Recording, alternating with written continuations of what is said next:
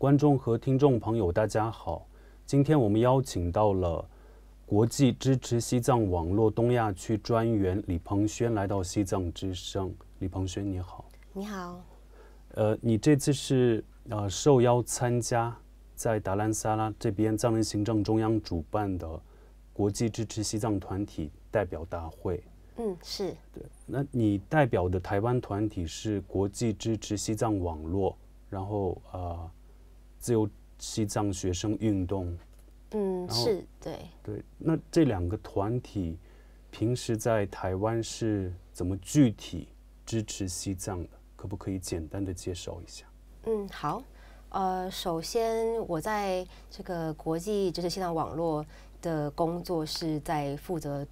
担任这个东亚区的专员。那这个东亚区的专员，我主要的工作方向是在这个东亚，主要是台湾、日本、香港这些地方，能够跟这边的原藏团体去合作，然后可以去协助他们在西藏议题上面的倡议工作。那在这个自由西藏学生联盟这方面，这个是我个人作为一个这个西藏运动当中的成员，就是我们做这个学生联盟的在台湾的分会，就是我们也是一起透过就是倡议的形式，在台湾就是去推进这个西藏相关的议题，对台湾民众对这个西藏相关议题的了解。那会不会借台湾这个平台，然后在国际上为西藏发声？会。其实就我在这个东亚地区的各个原藏团体的观察和认识上面，我是觉得台湾的角色是很重要的。那当然一个就是台湾自己受到中国很大的影响，那这导致台湾的民众其实也非常关心西藏相关的议题。那另外一方面，就是因为台湾主要还是以这个中文作为主要是日常使用的语言。那你在台湾进行相关的活动的时候，它相较于虽然说在欧美国家可能西藏自由运动非常的旺盛，但是相较于欧美国家的运动形式，其实台湾我们用中文来进行活动的时候，它是更容易被传播到世界上华人社群，尤其是甚至是在中国国内的这个乐听者的身上的。对，所以我觉得它有一个自己比较特殊的地位。就虽然说台湾可能在国际地位上不如其他国家，我们可能没有办法透过国际倡议，譬如说在联合国或是其他国际组织去推展这些活动，但是我觉得这个对民众的倡议是很成功的。提到对民众的倡议，那以前70年代、80年代，西方很多人都认为应该让中国的民众走出国门，然后让他们看到西方的自由民主社会制度，然后可以慢慢的改变中国的民主制度，就帮助推动中国的民主化。但这个好像在今天很多人看来都觉得这个想法已经失败，就是说西方民主世界没能改变中国，反而现在面临一个被军事和经济力量都非常强大的中国改变的这样一个危险。台湾面临的问题应该也一样，就是说很多声音都认为，如果让中国人这样自由的来台湾旅行，让他们看到台湾的民主和自由，应该可以帮助中国转型转向民主这样一个趋势。那你觉得台湾的这种想法有没有实现，或者说有没有可能产生一些效果？我觉得某种程度上是有的，而且它是一个双向的效果。因为本来我觉得可能在开放之前，大家会很害怕说，譬如说会害怕说台湾人会不会中国人统战啊？然后中国人来台湾会不会把这些就是他们的这些集权思想带过来，然后影响到台湾人。但是其实这几年，就是到今年7月之前，现在当时的自由行是比较开放的。那么多中国人来台湾，他们其实得到的很大的效果是，台湾人也看到了中国人跟台湾人不一样的地方，就是那个原本觉得都是华人或是都是共享中国文化的这个想法，我觉得某种程度上是有慢慢被消除的。就这当然不是一个全部都不是事实，但是我觉得大家可以慢慢的区分出原来台湾人跟中国人其实不太一样。那当然中国人，我觉得他们来台湾，譬如说不小心看到抗议的场面啊，或是说看到台湾的新闻报道、政论节目，或是说像是看到台湾的援藏团体在这些景点，像是在台湾的中正纪念堂啊、自由广场，常常会有这个就是西藏相关的活动的展览在那边举办。那或是说像是这个法轮功的这些团体、这些人士，他们也常常在各大中国人常去的景点，就是摆摊，然后发传单进行宣传。我觉得他们都看到了一些他们在国内看不到的东西，所以当然这是好的。但另外一方面，在这些好处背后，我觉得还是有一些台湾人，或应该说是台湾政府需要去顾虑的地方。譬如说，像前阵子也有这个中国的学者李毅，他到台湾来，他用观光签证到台湾来，但是他参与了一些这个统战相关的活动，那他甚至可能是在台湾发表了一些中国要武力统一台湾这样的言论。那这个我觉得就比较是这个中间就是台湾作为一个民主社会，具有这个本质上民主、开放、自由的价值的时候，会遭遇到的风险。那这个可能就是政府必须要去透过法治去解决的。但是我觉得总体而言，开放还是对两方人民的交流认识，不管是认识中间的共同点，或是认识到说两边不一样，我觉得都是有好处的。想请彭轩介绍一下台湾的支持西藏的群体，可不可以用年龄或者他们的宗教信仰，或者他们的政治主张来区分界定？我觉得台湾在支持西藏的群体上面，大概可以分为3种人。当然，一种就是支持这个自由、民主、人权这些普世的价值。那这些人他们就是大概也都会去支持，不管是就除了西藏之外，肯定会去支持中国的人权啊，或是说维吾尔人，或是这个南蒙古的人权啊，或是世界各地的人权。那这些人当然就是要能够关心这么多事情的人，他们会是西藏运动很坚实的支持者，但是这种毕竟是比较偏少数的。那到了第2层，就是这个我觉得是在台湾的国家认同上比较偏向，比较不信任中国，对中国的认同感比较低，然后比较偏向支持台湾独立的人。这些人相对来说，在我的观察也会比较倾向于支持西藏，因为我们都同样感觉到说，不管是台湾人或是藏人，都是生活在这个中国的威胁跟压迫之下。那相对来说，对中国的这个政府比较不信任。那对这个，尤其是另外一方面是，台湾也经历过这个白色恐怖的历史。那这段时间当中，国民党政府对人民的压迫，也会让这些人，他们很多都是当时曾经有这个受压迫经验的人，那会让这些人他们对藏人所受到的压迫是很可以同理的。对，所以他们也会基于他们自己的认同，更倾向于支持西藏议题。那再来一种是这个台湾其实有很大量的藏传佛教徒。那虽然说这些人他们占的数量其实很大，但是令人意外的是，意外也不意外啦，是这些人其实他们真的会在支持西藏的活动，譬如说像是310这个抗暴日的游行，或是说有一些讲座啊，一些就是大家可能有什么烛光晚会啊这些的活动，真的会出来的人其实还是少数。对，那当然一方面是因为他们可能就像您刚刚说的，他们年纪在就是分类上可能他们年纪比前面我说的两者再大一些，他们在政治上比较保守，那或是说当然这些人有些有现实的因素，他们可能所信仰的这个上师在就是还在这个中国现在统治下的西藏，所以他们会很担心，会自我审查，或是说会自然而然的对政治感到冷漠。那这些人他们其实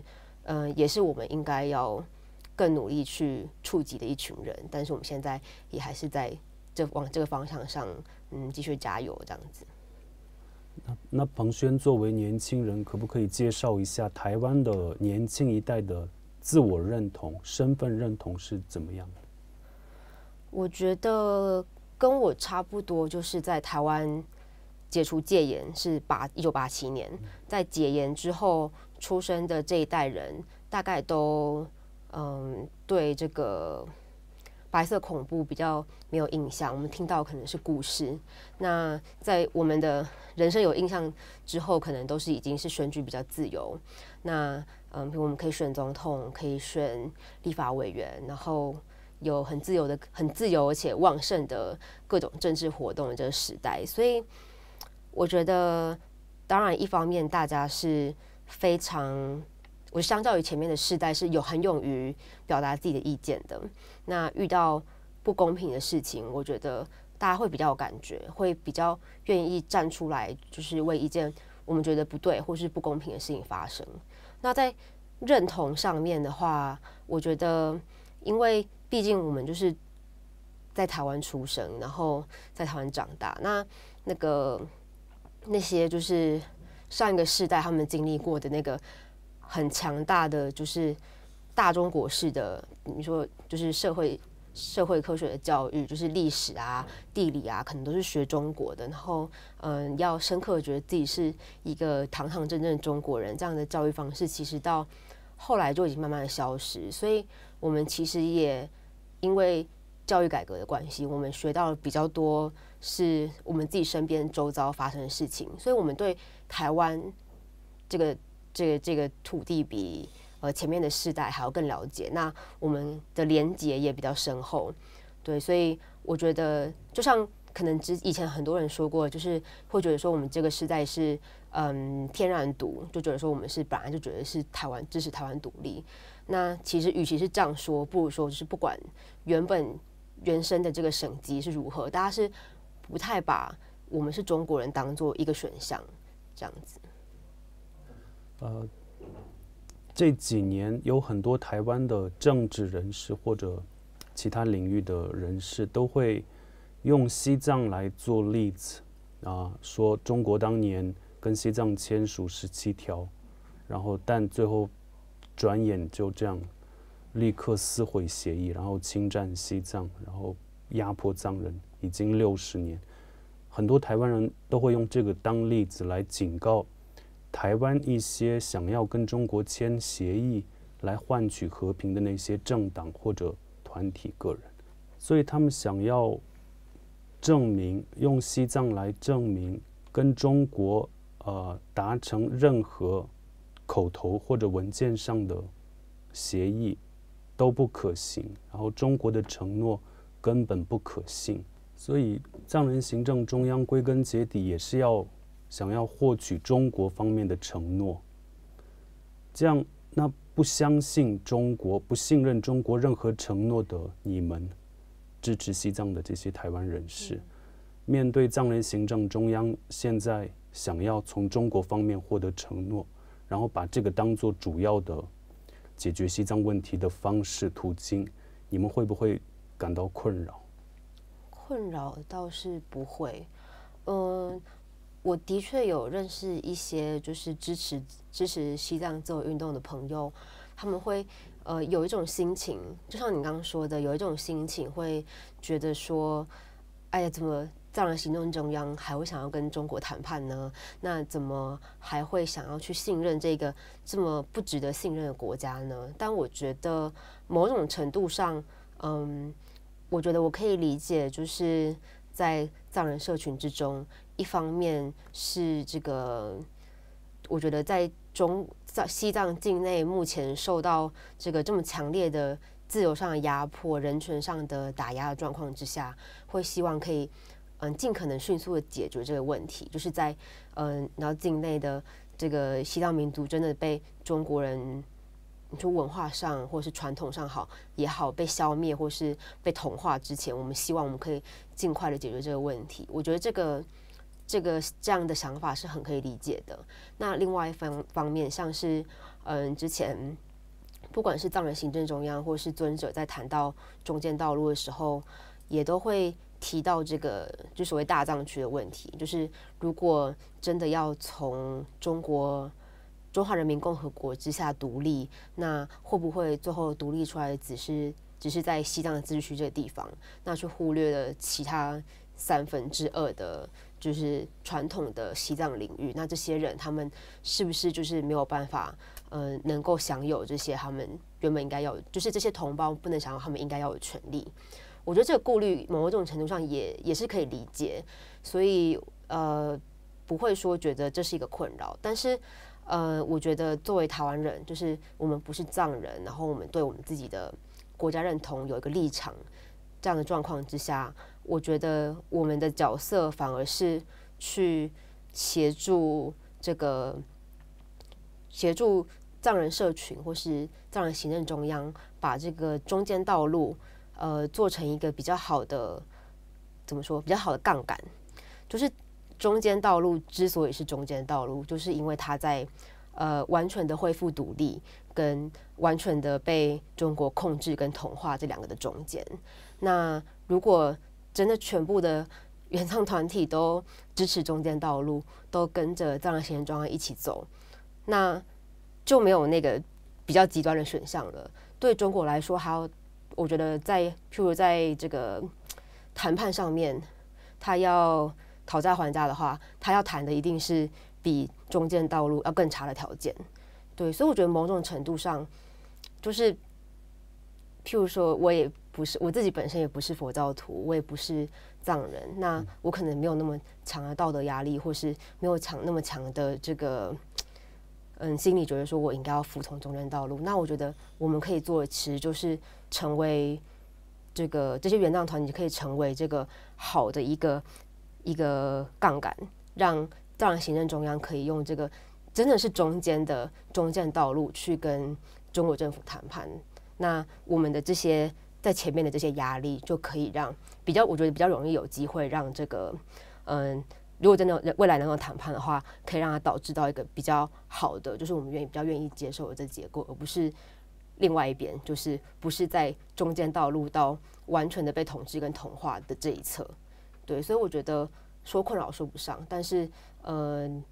在原藏团体之间能够有不同的意见跟立场，应该是蛮重要的事情。前段时间台北的市长柯文哲，他在西藏的自焚问题上有发表一些非常不恰当的言论。我想请彭轩发表一下你的看法，然后同时也请介绍一下台湾的政府跟民间对西藏的支持这个力度，或者说其他的方面，会不会受到台湾政党轮替的影响？是好。第一个问题关于台北市长柯文哲，就是他其实从2014年他第一任的市长任期到去年他重新获选，其实我觉得本来因为我自己不是台北市民，但是毕竟是首都市长，他的关注度是非常高的。那本来大家对他去诉诸非常多的进步价值，包括公平、正义、自由、人权，也都是赋予非常大的希望。虽然说他并不是一个以前有从政经验的人，但是大家可能觉得没关系，希望可以给他一个机会。那当然在后来他的第一任的后期跟后来，他就有比较多各方面的失言，就是包括对于这个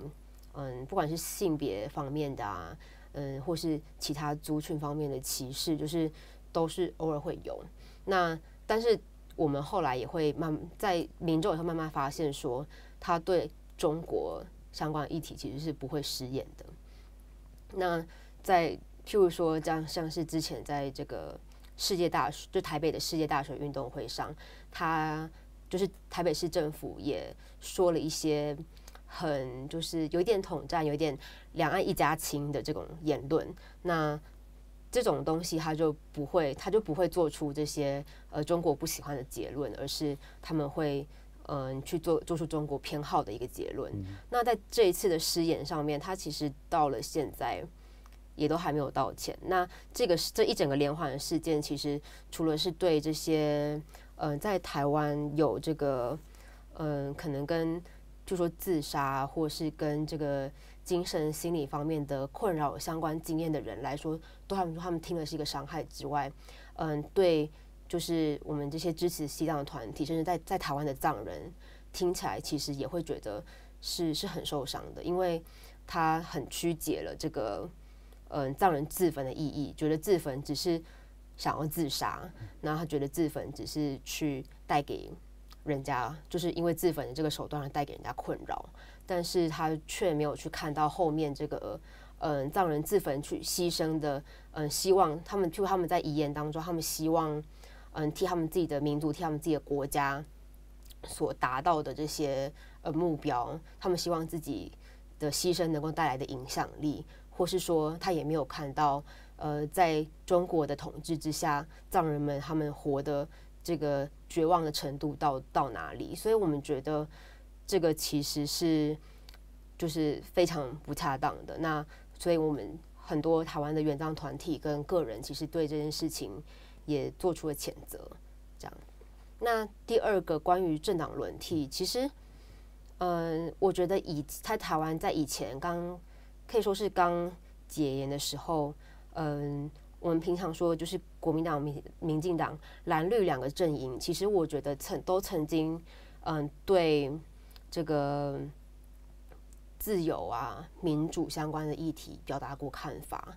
譬如说在这个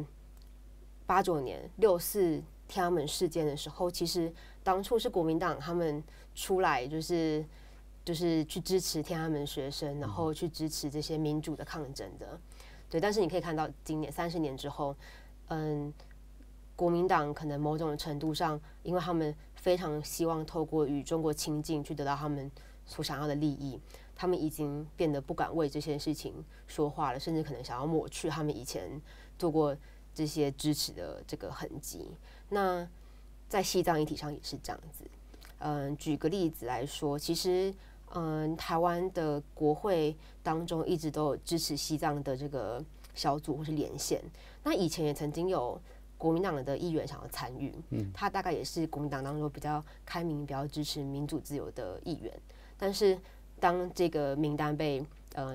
揭露了之后，他也是很快就是去跟这个去要求说他要退出这个连线，因为他有感受到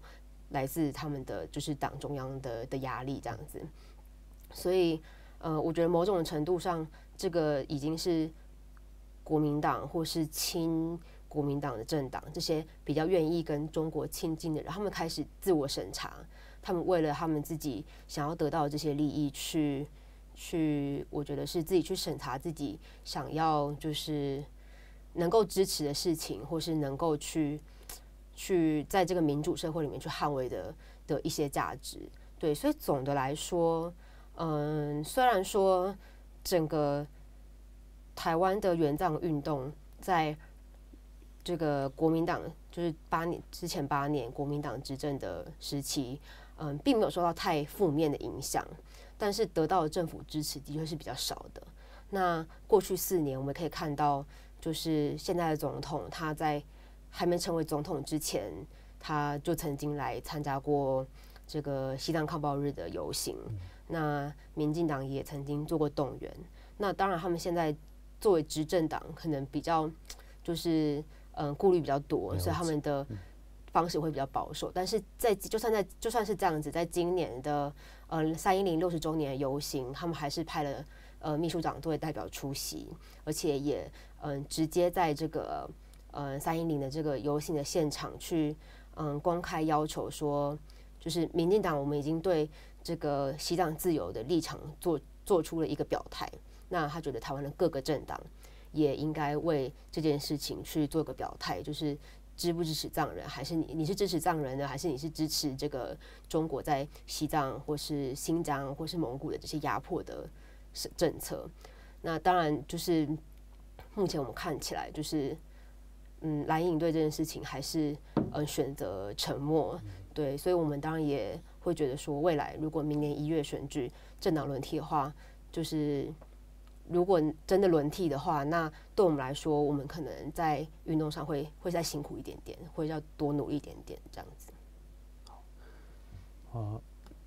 我们现在在讲的这个所谓西藏问题，其实症结在中国那一边，然后这个问题要解决，最后还是要靠跟中国的接触。那在这方面，中文就变得非常重要，所以中文在西藏的我们的抗争里面是非常重要的一个工具。这样，彭轩，你看流亡藏人社区这边对中文的重视程度，或者说这边也有很多媒体，中文的媒体，还有这边藏人行政中央外交部也有中文的专门为中文设立了一个小组，然后其他的媒体、其他的非政府机构也有，比如说开设中文的官网之类的。那你觉得这方面我们做的够不够，或者说有什么方面需要改进？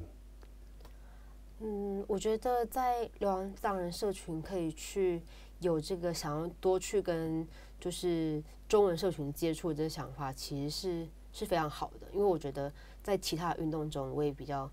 没有看到这点。虽然说可能在维吾尔运动或是南蒙古的运动当中，他们也有非常多会说中文的运动者，但是能够有体系的用中文去进行宣传，或是用中文去进行日常运作，我觉得毕竟还是少数。那这点我觉得是非常值得鼓励的。那当然，我也会觉得说，这个程度可以应该还是要再更多，而不是更少。那毕竟在这个时代上当中，譬如海外也有，虽然说中国他们有进行这个资讯网络的封锁，但是很多人会翻墙。那也海外有非常多的华人，他们其实有能力接收到这些资讯。那我觉得其实这都是很好的机会，对。所以像我觉得在藏人行政中央当中，这个中文组的存在，其实就是外宣部中文组的存在，其实非常的重要。那当然，我也看到他们就是现在可能也是面临一些就是在招募新成员上的困难，对。那这个就导致说他们这个中文组的成员看起来是工作量非常的大，他们可能同时要去做不管是编辑方面的工作、新闻报道，那新闻报道可能也有影像的跟平面的，那可能也要去接待这个中文的访宾或是等等的工作，是非常的庞杂。那我觉得可能真的解决的方式也是可以让社群当中就是再有更多的比如说中文的教育，让不管是在离开境内来到印度的这个藏人的年轻人，他们能够去维持自己的中文能力也好，或是说在就是流亡社群当中出生的藏人，他们可以去有学习中文的机会也好，我觉得都是能够让这个流亡藏人的社群能够有更多有会中文的储备人才。我觉得不管是在官方或是民间，有这样的人可以去跟中国人交流也好，或是可以去散发相关的讯息也好，都是很重要的。那像我觉得在这点，其实台湾就可以提供，应该可以提供一些帮助，对，尤其是中文教育的部分。其实我觉得台湾不管是一般不管是民众或是政府，我觉得都应该要能够对流浪社群有更多的支持，譬如说可